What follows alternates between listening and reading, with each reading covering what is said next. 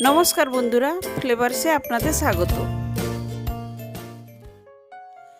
বন্ধুরা, আমি আবারও চলে এসেছি আর এক রিফ্রেশিং ড্রিঙ্ক নিয়ে, যা হলো মশলা ছাঁচ বা ঘোল।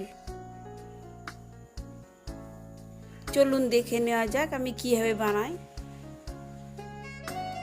দই, বিট নুন, ধনে পাতা, চাট মশলা, পুদিনা পাতা, গোলমরিচ, জিরে, ধনে, এগুলো শুকনো খোলায় ভেজে রেখেছি, পরে গুঁড়ো করে নেব। চিনি,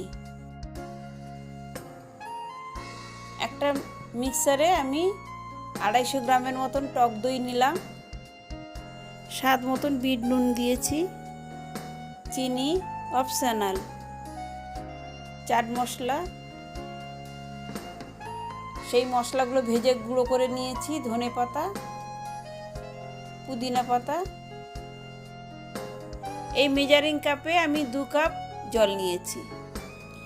ঘোল 1 ভাগ দই আর 2 ভাগ জল নিয়ে এটা তৈরি হয়। কিছুটা বরফ কুচি দিলাম। এবার ঢাকা লাগিয়ে এটাকে মিক্সারে আমি কিছুক্ষণ ঘুরিয়ে নেব। হয়ে গেছে। এই দেখুন, ওপরটা কি সুন্দর ফোম হয়ে গেছে। এবার গ্লাসে আমি কিছু বরফ কুচি দিলাম। এবার আমি ঘোলটাকে ঢেলে দিচ্ছি। আস্তে আস্তে ঢালছি যাতে ওপরের ফোমটা ভালোভাবে হয়ে যায়।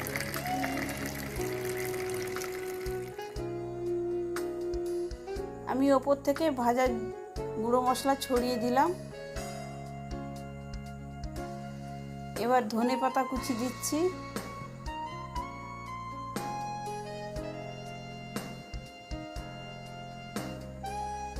ওপর থেকে পুদিনা পাতা দিয়েই আজকে ঠান্ডা ঠান্ডা ঘোল একেবারেই রেডি।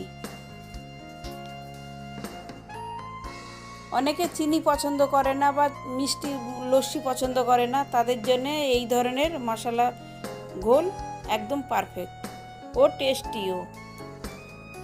আমার এই রেসিপিটা যদি আপনাদের ভালো লেগে থাকে তাহলে একটি লাইক দেবেন এবং আমার চ্যানেলটিকে সাবস্ক্রাইব এবং শেয়ার করবেন। ধন্যবাদ।